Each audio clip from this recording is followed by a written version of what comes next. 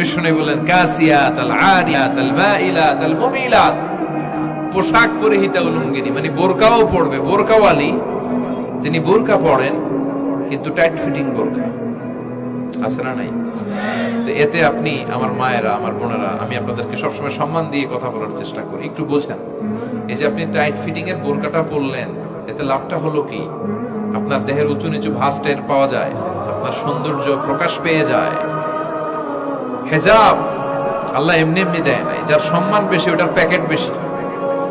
কথা কন, ডায়মন্ডের আংটি ওই রাস্তার মধ্যে বিক্রি করে না, স্বর্ণের আংটি, ওইটা স্পেশাল মার্কেটে বিক্রি করে। কোন মার্কেটের সামনে পুলিশ রাইফেল নিয়ে দাঁড়ায় থাকে না, কিন্তু স্বর্ণ মার্কেটের সামনে রাইফেল আছে না নাই? ভিতরে স্পেশাল সিকিউরিটি আছে না নাই? গ্লাস ফিটিং করা, ওইখানে সিকিউরিটি আলাদা, স্পেশাল লকার আছে না নাই? কারণ এটার দাম বেশি, তাই এটার পর্দা বেশি, প্যাকেট বেশি। সুবহানাল্লাহ পড়েন। নারীদেরকে তো ইসলাম মর্যাদা দিয়েছে। বিষ্ণু বলেছেন দুনিয়া কুল্লুহা মাতা ওয়া খায়রু মাতা'আদ দুনিয়া আল মারআতুস সালিহা। দুনিয়া সব হলো সম্পদ, আর এই সব সম্পদের মধ্যে সবচেয়ে দামি সম্পদ হচ্ছে নেককার নারী। এদের পেটগুলা খনি। এই নেককার নারীগুলো যদি হিজাব মেইনটেইন করে, এই পেটগুলো থেকে আল্লাহওয়ালা বেরোবে, নাজমুস সাকিব বেরোবে, কারি আহমদ বিন ইউসুফ আল আজহারি বেরোবে, বড় বড় মুফাসসিরে কোরআন বেরোবে। আর যদি হিজাব না করে, জি বাংলা স্টার জলসা নিয়ে মশগুল হয়ে থাকে, হ্যাঁ, টেন্ডারবাজ, চাঁদাবাজ, টাকা এগুলো বেরোবে। ওজনে কম দিবে, খাদ্যে ভেজাল দিবে, মাছে ফরমালিন দিবে, গাঞ্জার টাকার জন্য লাথি মেরে মারে ঘর থেকে বের করে দিবে। এজন্য নারীরা, আমার বোনেরা, আপনারা অনেক সম্মানিতা, নিজেদের সম্মান সম্পর্কে সচেতন হন। এই হিজাব আপনার অধিকার। এই হিজাব নারীর অহংকার, হিজাব নারীর আভিজাত্যের প্রতীক, হিজাব নারীর রুচির প্রতীক। আপনার রুচিটা কেমন আপনার পোশাক দেখে বোঝা যায়। কথা কন, যে মেয়েটা হিপ হপ স্টাইলে চলাফেরা করে, গ্যাংনম স্টাইলে, এই মেয়েটারে ইপটিজিং করার সুযোগ আছে না নেই? কিন্তু যে হিজাব মেনটেন করে যেই নারীরা চলে, এদেরকে দেখলেই একটা সম্মান চলে আসে। কি ভুল বললাম? একটা সম্মান আসে না?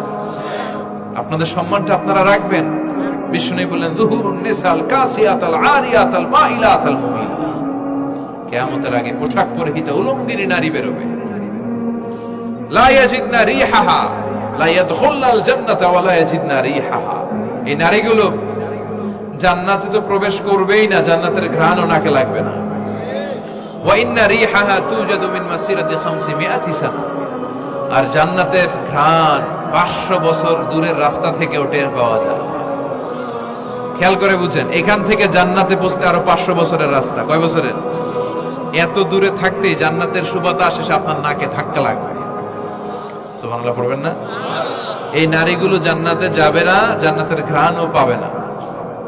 এজন্য বাবা যারা এসেছেন, সচেতন হন। আপনার মেয়ে চাইলেই যে কোনো ড্রেস আপনি তাকে কিনে দিতে পারেন না। মায়েরা যারা আমার কথা শুনছেন, আপনার মেয়ে আবদার করবে, সে তো ছোট, সে কি বুঝে? কিন্তু দেখবেন অনেক বিয়ের অনুষ্ঠানে আমি দেখেছি, মায়ের বয়স হচ্ছে 60, মায়ের হাত মোজা, পা মোজা, বোরকা লাগাইছে 2টা, পাশে ষোড়শী, অষ্টাদশী, তন্নি, সুন্দরী, সুস্নিগ্ধা এক মেয়ে, বয়স মাত্র 18, ওর বুকে ওড়না নাই, ওটা গলায় শোভা পাচ্ছে। 60 বছরের বুড়া মহিলার দিকে কেউ তাকাবে? ওনার তো ডেট এক্সপায়ার্ড, ডেট এক্সপায়ার্ড। ওনার সৌন্দর্য যা ছিল সব শেষ। তার দিকে তাকাবে না। তার উঠতি বয়সের তরুণ মেয়েটার দিকে অনেকে তাকাবে, কারণ এটা জেনেটিক্যাল একটা ইস্যু। একটা পুরুষ একটা নারীর দিকে জেনেটিক্যালি আকৃষ্ট হবে, এটাই স্বাভাবিক, ঠিক কিনা? এজন্য আপনার হাত মোজা, পা মোজা আপনার দরকার ছিল না। আপনি পাতলা কাপড় পরলেও সমস্যা নাই। কথা কন, হাত মোজা, পা মোজা দরকার ছিল আপনার যুবতী মেয়েটার হাতে, যুবতী মেয়েটার পায়ে। এজন্য আপনারা আপনাদের সম্মানকে বুঝবেন। যারা নারী স্বাধীনতার কথা বলে, নারী আন্দোলনের কথা বলে, এরা নারীদেরকে ঠকায়। এরা নারীদেরকে বিজ্ঞাপনের বিলবোর্ডে নগ্ন করে উপস্থাপন করে। রাস্তা দিয়ে হাঁটি, চোখ খুলতে পারি না।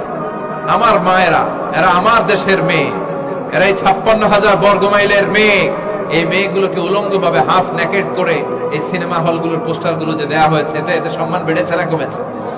ওদিকে চোখ তুলে তাকানো যায়? এজন্য নারী স্বাধীনতার কথা যারা বলে এদের কথায় ফাঁদে পা দিবেন না। এরা আপনাদের সম্মান বাড়াতে চায় না, এরা আপনাদেরকে বিলবোর্ডে উঠাতে চায়, আপনাদেরকে উলঙ্গ করে রূপালী পর্দায় উঠাতে চায়, টিভির পর্দায় আপনাদেরকে নেকেট করে উপস্থাপন করতে চায়।